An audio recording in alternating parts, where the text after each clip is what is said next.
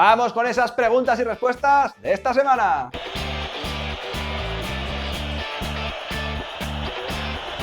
¿Qué pasa, chavales? Bienvenidos al Ask de esta semana, que sale en viernes porque el Madrid juega el domingo. Ya sabéis que este es el vídeo semanal en el que respondo a vuestras preguntas sobre el Real Madrid, sobre el mundo del fútbol o sobre lo que queráis. Ya sabéis que si queréis dejarme una que saldrá la semana que viene, simplemente tienes que ponerla aquí con el hashtag AskIAM. Yo te la respondo como estas de aquí ahora. Pues interesante la situación que me plantea aquí este suscriptor. Si hay un penalti en el último minuto en una final de Champions entre Juve y Real Madrid, si patea Cristiano, si me alegraría. Pues hombre, es un futbolista que le ha dado todo al Real Madrid, es probablemente mi futbolista favorito de todos los tiempos, así que sí que me alegraría, pero sobre todo si en este caso manda el balón fuera del estadio o al segundo anfiteatro o a la cara de Edu Aguirre, porque señores, ¿cómo me voy a alegrar de un penalti en contra del Real Madrid en la final de la Champions? Me ha gustado tu pregunta, pero es que ahí vamos, no tengo ningún tipo de duda. O sea, si tira mi madre un penalti y está en el otro equipo del Real Madrid, quiero que lo falle mi madre. Me gusta esta de quién es el jugador más importante de la historia de España, y bueno, lo voy a enmarcar, como no podría ser de otra manera,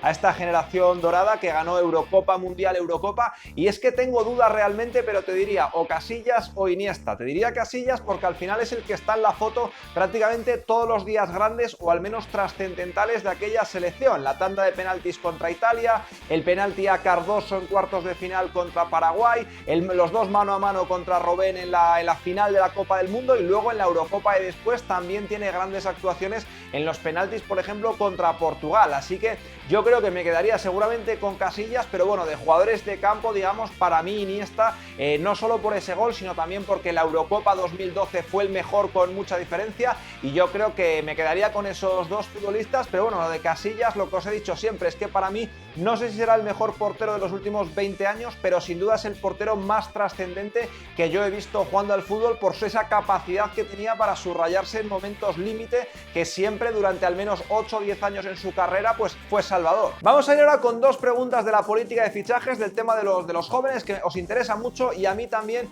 La primera, me dice uno aquí, ¿qué pasa que solo jueguen 5 o 10 minutos Vinicius si no es peligroso? Y pues yo de aquí te voy a decir una cosa que me parece muy interesante y que me ha hecho reflexionar. La política esta pues está llegando a un momento en el que los futbolistas estos ya tienen que jugar. Antes pues fichabas a Odegaard, fichabas a no sé quién y los podías ir cediendo, pero ya se va haciendo mayor esta política de fichajes, lleva 4 años y evidentemente tienen que jugar. No solo porque se vaya a perder el futbolista en sí, que tampoco hay que ponerse muy nerviosos por el caso de Vinicius que me dices, ya está entrando, pero sí que es cierto que si por ejemplo vas ahora donde el Odegaard que quieras fichar y ve cómo le está yendo al Odegaard original, que todavía no ha tenido una oportunidad en el primer equipo, que estos jóvenes no terminan de tomar la alternativa, pues si tú quieres mantener esta política de fichajes, seguramente sea pernicioso para de cara a futuras contrataciones jóvenes, que no vean que hay un proceso y que estos jugadores acaban llegando y acaban teniendo las oportunidades en el primer equipo. O sea, yo creo que todo es muy experimental en este sentido con estos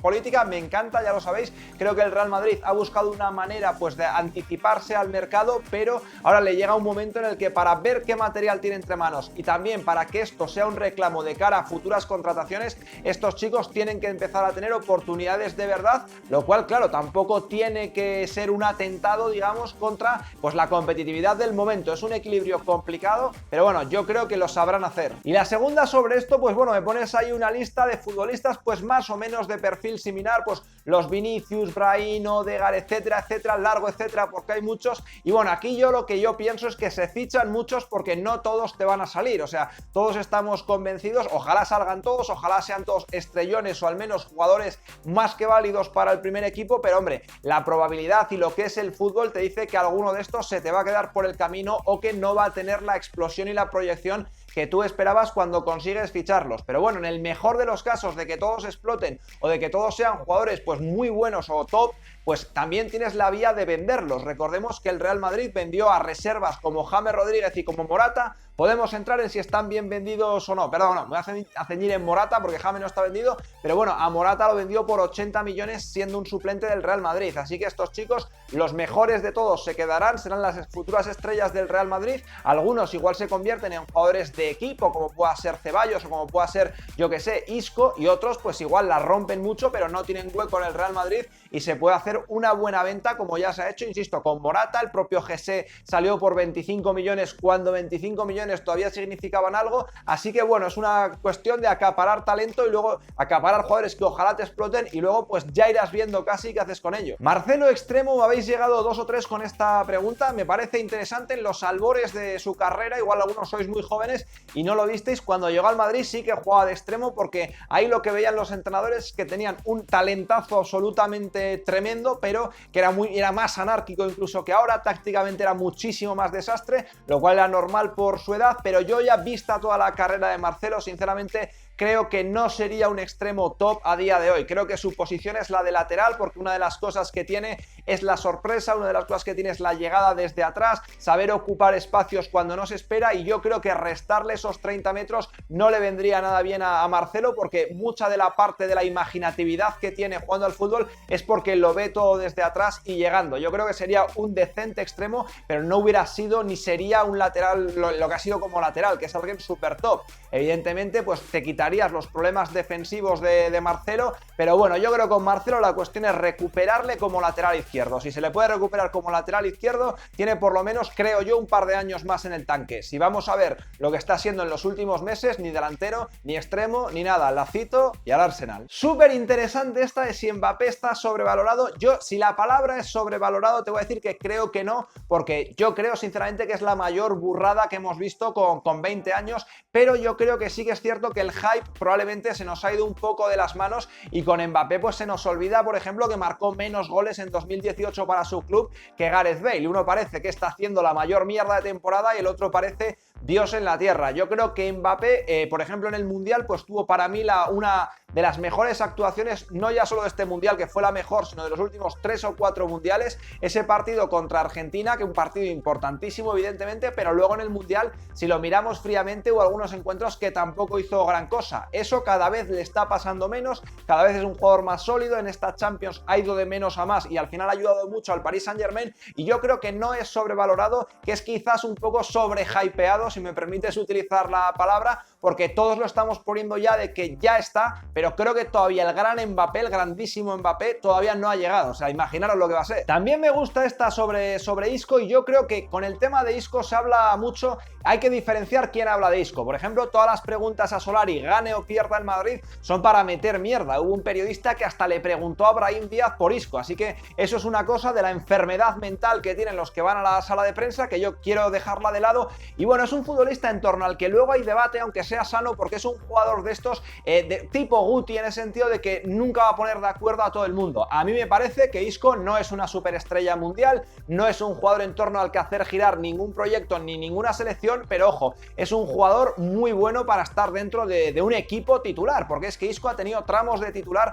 muy importantes en este Real Madrid, como fueron el año de la 12ª, la de Cardiff. Tuvo un grandísimo impacto en la final de Lisboa, saliendo desde el banquillo y ayudando a volcar el campo hacia la portería del Atlético de Madrid, junto a Marcelo, que también entró saliendo desde el banquillo, que jugó coentrado de titular. Cómo cambia la vida. Y yo creo que con Isco pues hay mucha gente que no le traga, que dicen que la retiene mucho, que está gordo, cuando, aunque esté bien me refiero, que no le da continuidad al juego, y no sé, o sea, yo creo que también decir que Isco la retiene mucho es un poco una coletilla, porque al final es cierto que es un futbolista que amasa mucho la pelota, que no es vertical tipo James, que se me ocurra ahora, por ejemplo, pero luego lo que también es evidente es que al final es un futbolista que le ha dado un rendimiento más que notable al Real Madrid. ¿Ahora está mal? Pues evidentemente está mal, pero vamos, que es que Isco es un jugador, pues yo que sé, un jugador top, pero que no es un jugador ni una superestrella mundial, ni es un Hazard, ni es un yo que sé, pero vamos, entre Isco y Coutinho, pues ¿qué quieres que te diga, hijo? Bueno, y esta pregunta también me gusta bastante, ¿qué preferiría? ¿3 Champions o haber ganado todo lo que no es la Champions en 2 años?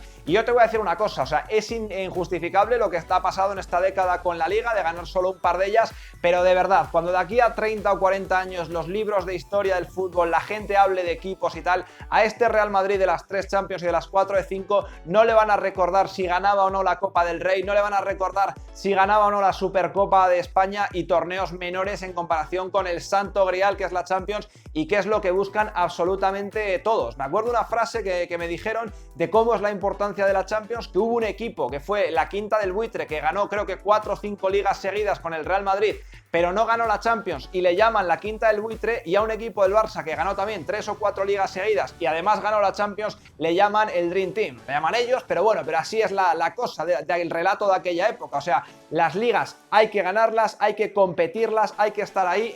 Bueno, la semana pasada se montó mucho debate con el tema del fútbol femenino, que ya os di mi opinión, y hoy me preguntas por el baloncesto, si no se le da la suficiente importancia. Y bueno, no sé de dónde eres, pero al menos aquí en Madrid sí que se palpa una gran importancia al baloncesto, al menos de los socios que van a ver al Palacio, que casi van pues 10.000 por partido. El baloncesto es algo que lo llevan muy arraigado, que está dentro de la historia del club pues de los últimos, pues toda la vida prácticamente. Siempre ha sido una sección con una identidad muy grande, más allá de que antes del ASO estuviera un poco a la deriva, ahora ha despertado el gigante, y yo creo que sí que se le da valor aquí, aunque más allá de que quizás pues en el mundo es más complicado, porque claro, la NBA te come mucho a nivel atención mundial, y por mucho que seas el Real Madrid, al final el baloncesto en España a nivel mediático, que se me entienda bien esto, es un deporte secundario o terciario. El fútbol se lo acaba comiendo todo, y las sobritas, pues yo que sé, te quedan para Rafa Nadal, para incluso los jugadores que están en la NBA tipo Doncic, que no es español, pero bueno, tienen más interés o tienen más minutos en medios que el Real Madrid baloncesto, que está inmerso en una etapa absolutamente irrepetible de la mano de Pablo Lasso y de la mano pues de la dirección técnica que hay. Bueno, chicos, pues hasta aquí el show de preguntas y respuestas de esta semana, uno de mis preferidos, uno de los fijos del canal. Me acuerdo cuando edité el primero yendo en un avión hacia la final de la Champions League. Ha llegado para quedarse esta sección, ya yo que sé, llevaré 30, 40. Mil gracias por ayudarme a hacerla, que sin vosotros no podría hacerla, sin vuestras buenas preguntas. Así que aquí a dejar preguntas, y si es la primera vez que me veías y has llegado hasta el final del vídeo, te animo a que te suscribas. Gracias por estar ahí, hasta el siguiente vídeo.